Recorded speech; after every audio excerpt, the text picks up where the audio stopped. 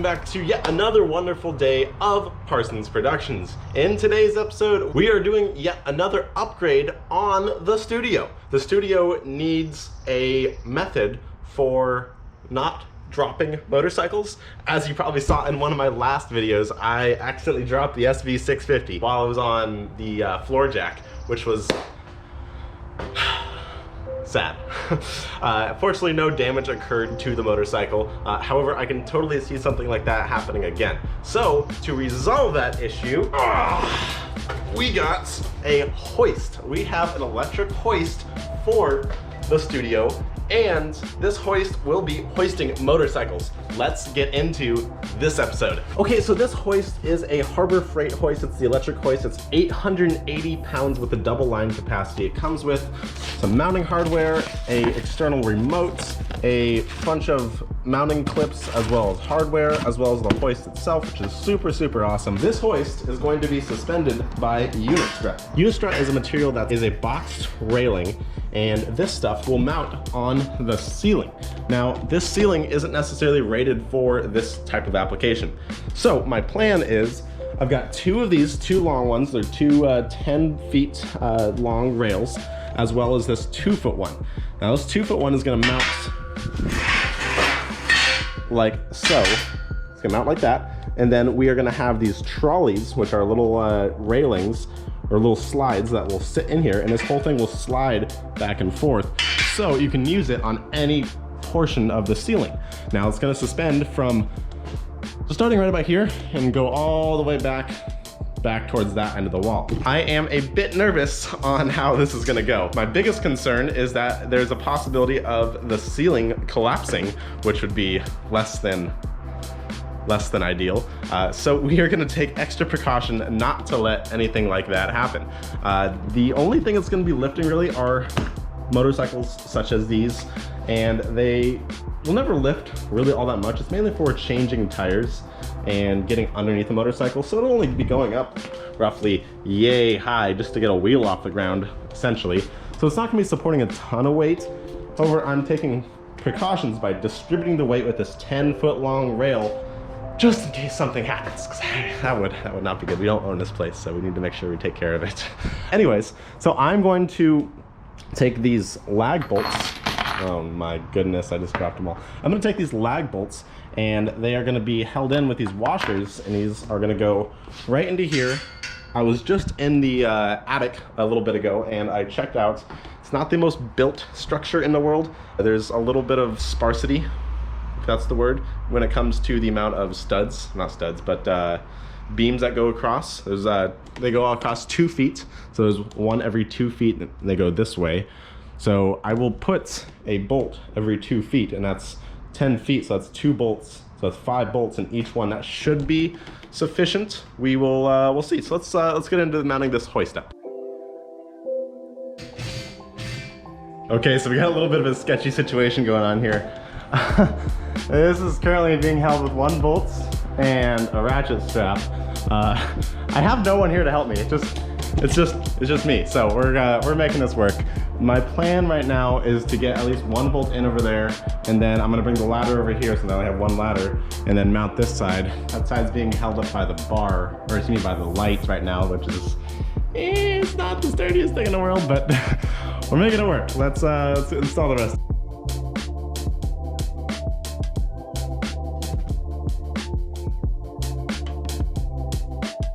Okay, so we have the first rail installed, and not gonna lie, without any, well, there was measuring involved, but it looks pretty straight. I don't know how I got it so straight, but it looks pretty good. So that's number 1. Number 2, this rail right here is gonna go 2 feet that way, and then that whole assembly will just slide on it like a glove. Let's install number 2. Actually, yeah, let's get number 2 installed, then I'll torque all the bolts down and make sure everything's solid.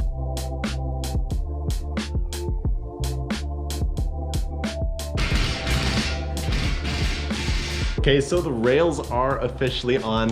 You can see both of them are mounted. It was a pain to get these both parallel because the trolleys aren't going to be able to glide properly when there's no when they're kind of going apart like that. So getting them parallel was a little tricky. They are officially paralleled, double checked with the tape measure, and measured multiple times. So those are all taken care of. Next step, I need to take every single bolt I have and mount them up so they are structurally sound. Let's mount some bolts. Okay, so the unistrut is officially mounted. I have all the bolts. These are 10 feet long, so there's 5 bolts in each, and they are parallel-ish. Finally got them all squared away. Now it is time to install the trolleys. The trolleys are not here yet because I ordered them on Amazon, and it's overnight shipping, so it'll be here tomorrow. Once we have the trolleys, we can install the hoist, and then we can hoist our bikes, because then we can get front tires on, and then we can change struts, and we can change rear tires, and it is going to be great, let me tell you. So until tomorrow, we will wait, and then we'll install trolleys. Okay, so it's the very next day, and we got our trolleys in the mail. Our trolleys look just like this. They are 4 10mm bearing wheels, as you can see right here, and they've got a piece of thread or a bolt hanging off the end with a couple nuts.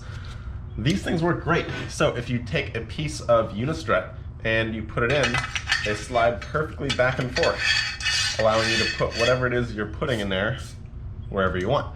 However, we have a small issue. If you'll take a walk with me real quick. Here is the unistrut. And when I probably should not be standing on that. When you put it in, it fits, but the bolt right there is hitting it. So when you put it in, it won't go through. So that's really unfortunate. I can take probably that bolt out. It'll be used as a great stopper.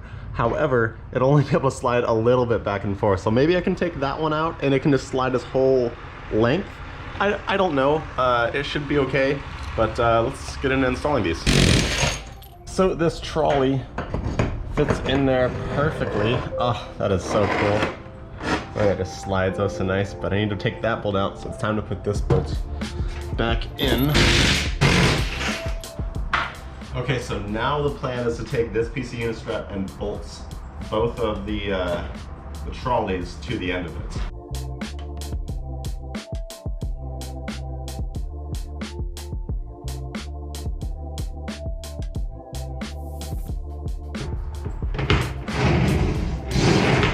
The unistrut track is officially in. You can see it moves nice and smooth like back and forth. It's not the full range that I wanted, which is unfortunate, but I mean, I don't know any other better situation to do with these lag bolts in order to get them more flush. If you can think of any better solution to that, please drop a comment down below, and I'd be happy to apply that situation, because I have no clue what to do, and it sucks I don't have a full range of motion, but this is okay for the time being. Now it's time for unboxing the actual hoist itself. Mount it up with these brackets, but first, let's see what's in the box. First things first, it came with those 2 brackets. It comes with a pulley as well as a clip, extra hardware, remote. The remote feels a little cheap, but that's okay. It is hard to freight, and there's the hoist itself. This thing looks like a winch. This thing is pretty badass, not gonna lie. Oh man, this thing's not right. This thing has a 440-pound capacity. Then with the cable doubled back with the pulley here, it says it doubles it to 880 pounds, which is probably more than I'll ever need with the 2 bikes. I don't plan on ever lifting any engines or anything with it, like maybe a car engine. It'd be sweet if it could. If it's less than 880 pounds, I'd probably be okay with it. I don't know how much this roof can support, but we'll see. Getting this thing up there is gonna be a bit of a tricky situation, but I think with some brute force and some know-how, we'll get this thing on there. It's all covered in dust.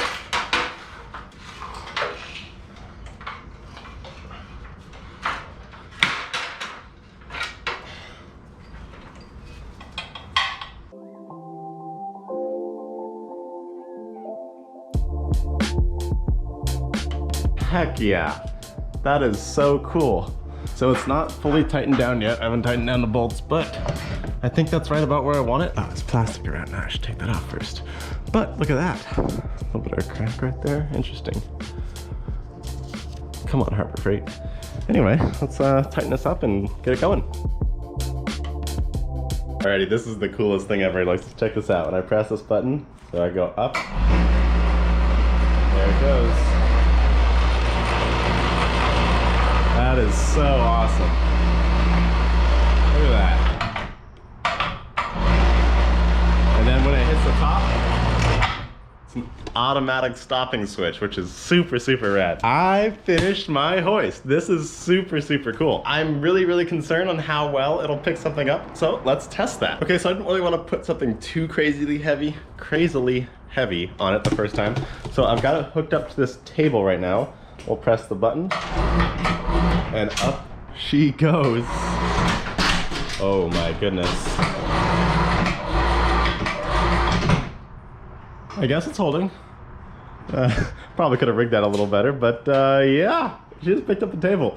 So I did not get a chance to route the cord properly. I'm not really sure what I'm gonna do with that. I'm probably going to either route it through the ceiling and connect it to the garage door opener, or I'll just leave it dangling, and because I probably won't need it very often, so it's not like I use it all the time. That wraps up the hoist of the studio, the Parsons Productions Studio. So I hope you enjoyed another episode of Parsons Productions, and I will catch y'all in the next episode. Can't wait. Until then.